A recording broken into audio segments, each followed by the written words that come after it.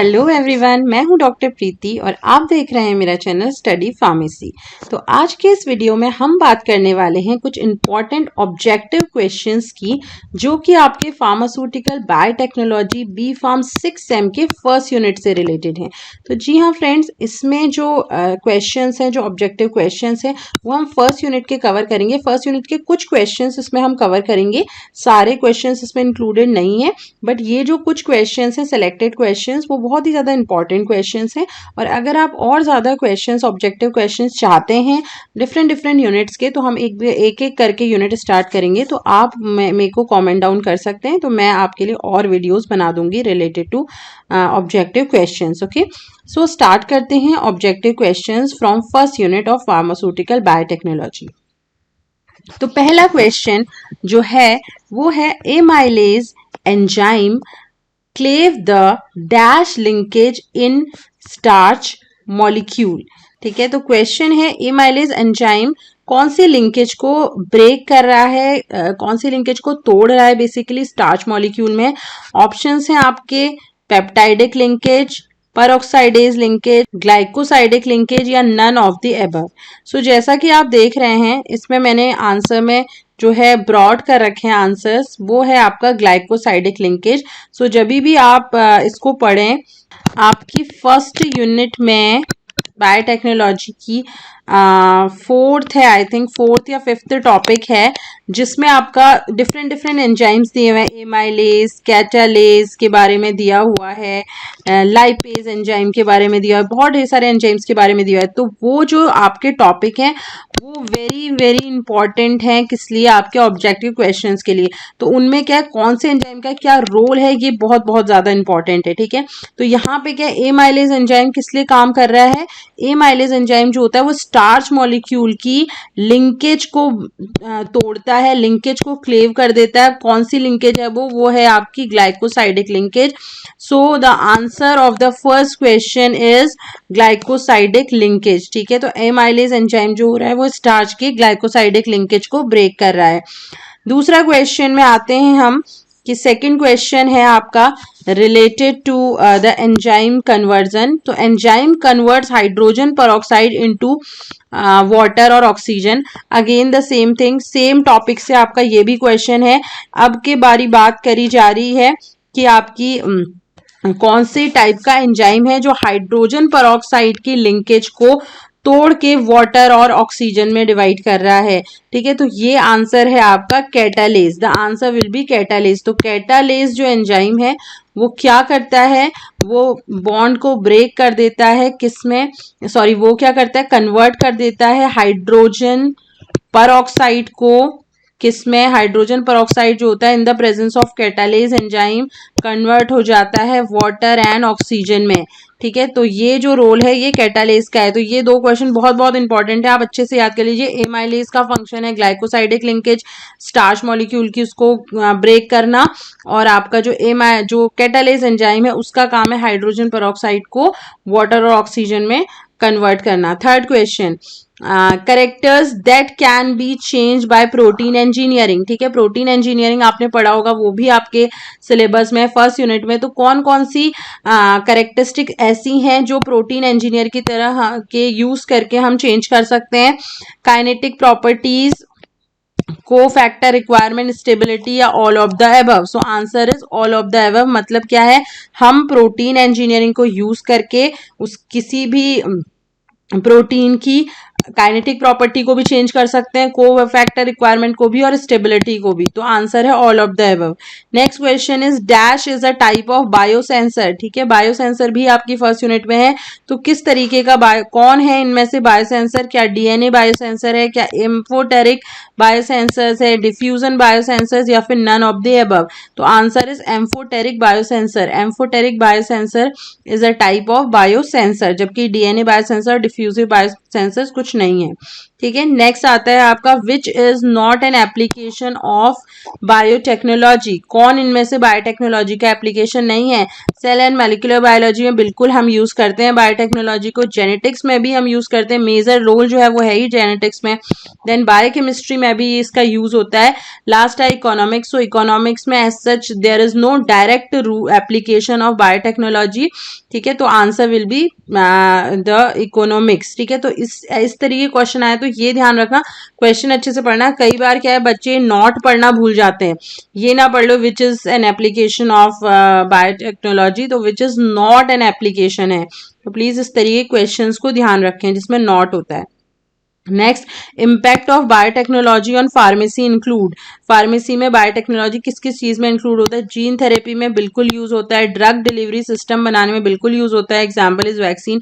Diagnosis में भी इसका यूज है बायोटेक्नोलॉजी का, तो answer will be all mentioned. जितने भी ऊपर मेंशन्ड है ये सारे ही इसमें यूज होते हैं। नेक्स्ट इज बायोटेक्नोलॉजी इज, अब बायोटेक्नोलॉजी क्या है इनमें से? Biotechnology interaction between the biology and terminology, interaction between biology and technology, interaction between botany और technology, interaction between botany and terminology. So the correct answer is the interaction between biology and technology. बाकी सारे answers wrong हैं, क्योंकि biology biotechnology जो term है वो बना ही क्या है? दो टर्म से है। बायोलॉजी दैट इज आपका living things, study of living things, and technology मतलब क्या? इंजीनियरिंग। तो अगर हम किसी भी लिविंग थिंग के साथ उसमें टेक्नोलॉजी जोड़ के कुछ प्रोडक्ट बना रहे हैं तो उसको बायोटेक्नोलॉजिकल प्रोडक्ट बोलते हैं।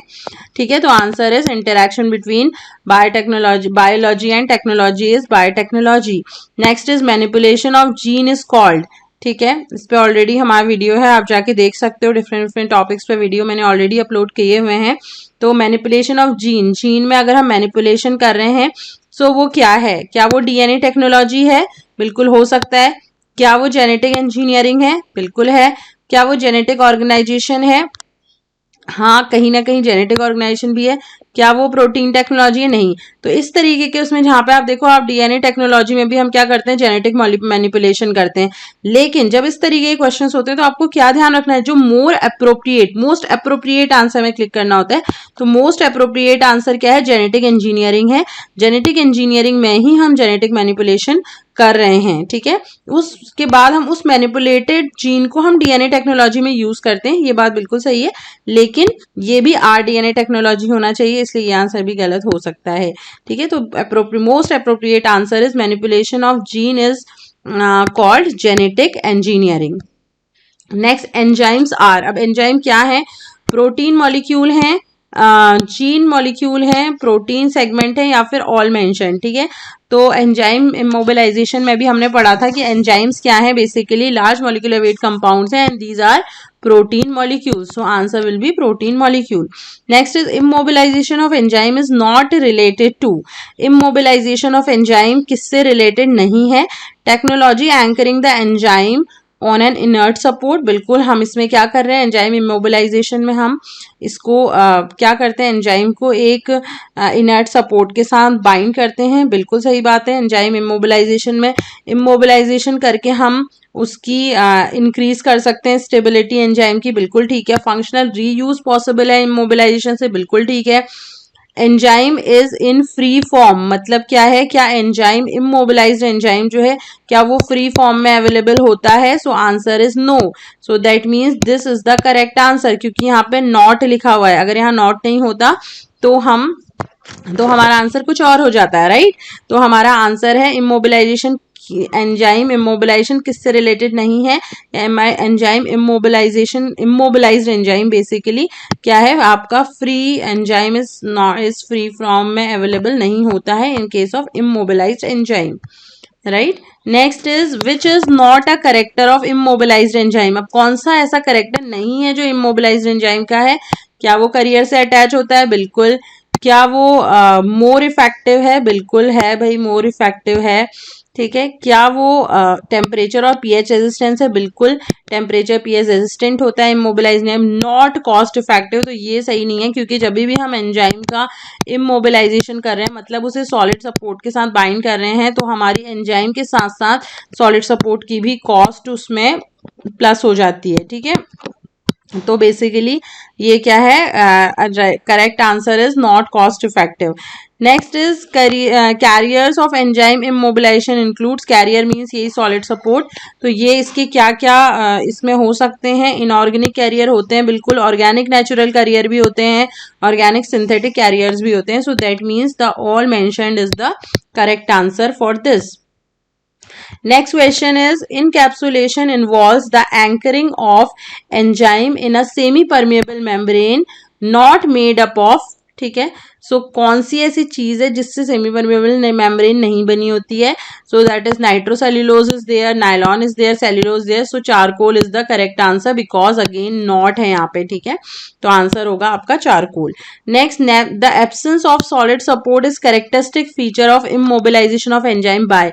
ठीक है, तो इमोबिलाइजेशन एंजाइम की बहुत ढेर सारी मैथड्स हैं, बेसिकली फिजिकल, केमिकल और फिर फिजिकल में भी 2-3 मैथड्स हैं. तो कौन सी ऐसी मैथड है जहां पे हम सॉलिड सपोर्ट की एब्सेंस होती है? तो वो क्या है आपका क्रॉस लिंकिंग, क्योंकि क्रॉस लिंकिंग में क्या है, एंजाइम के जो मॉलिक्यूल्स हैं वो आपस में ही लिंकेज बना लेते हैं और वही क्या एक तरीके से सॉलिड सपोर्ट की तरह एक्ट करता है. तो इसमें क्या होता है, इसमें एब्सेंस ऑफ सॉलिड सपोर्ट होती है, तो उस मेथड को बोलते हैं cross linking. Next is catalase test is use for. अब कैटालेज टेस्ट जो है वो किस चीज के लिए यूज होता है? Identification of gram positive and gram negative organism, identification of gram negative organism, या फिर identification of gram positive organism. So all mentioned are the correct answer. Gram positive negative के लिए भी हो सकता है, ग्राम पॉजिटिव के लिए भी, ग्राम नेगेटिव के लिए भी. Okay, next is lipase catalyse the hydrolysis of. अब लाइपेज एंजाइम जो है वो किसकी हाइड्रोलिसिस को कैटेलाइज करता है, किसकी हाइड्रोलिसिस को बढ़ाता है?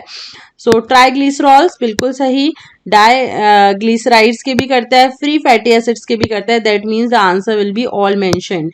ठीक है, इसमें भी आंसर ऑल मेंशन्ड है, क्योंकि क्या है, लाइपेज जो है वो तीनों की कैटेलाइज करता है hydrolysis. Next is method which is used for the production of alpha amylase. Alpha amylase के प्रोडक्शन में कौन सी मेथड यूज होती है? Basically it is a type of fermentation. ठीक है, फर्मेंटेशन मेथड यूज करके हम कर सकते हैं, अल्फा एमाइलेज बना सकते हैं. बेसिकली 2 टाइप के फर्मेंटेशन हम इसमें यूज करते हैं, SSF and SMF. SSF is solid state fermentation, SMF is submerged fermentation. Okay, so SSF से भी बना सकते हैं, SMF से भी, दोनों ही से हम क्या कर सकते हैं, अल्फा एमाइलेज बना सकते हैं. सो answer is SSF and SMF. ठीक है, not STF sorry. Next is protease is a mixture of. ठीक है, प्रोटीएज एंजाइम आपके में है, तो प्रोटीएज क्या एक सिंगल एंजाइम नहीं है, it is a mixture of peptidase and proteinases. ठीक है, तो इसमें अलग अलग एग्जाम्पल दिए हुए हैं, peptide and proteinases, protease and proteinases, peptidase and protein. So in terms से कंफ्यूज ना होना, क्योंकि इसका जो करेक्ट आंसर है, जो प्रोटीएज एंजाइम है वो किसके कॉम्बिनेशन से बना हुआ है या फिर किसका मिक्सचर है? पेप्टाइडेज एंड प्रोटीनेजेस का. ठीक है, so these are some important questions from the first unit of biotechnology B pharm 6M. अगर आपको और भी किसी टॉपिक पे वीडियो चाहिए तो आप मुझे कमेंट कर सकते हैं और मैं ज़रूर कोशिश करूँगी उन टॉपिक्स पे वीडियो बनाने की. और अगर आपको चैनल का वीडियो अगर आपको पसंद आया हो तो लाइक करिए, सब्सक्राइब करिए एंड शेयर कीजिए ज़्यादा से ज़्यादा लोगों के साथ. So friends, thanks for watching.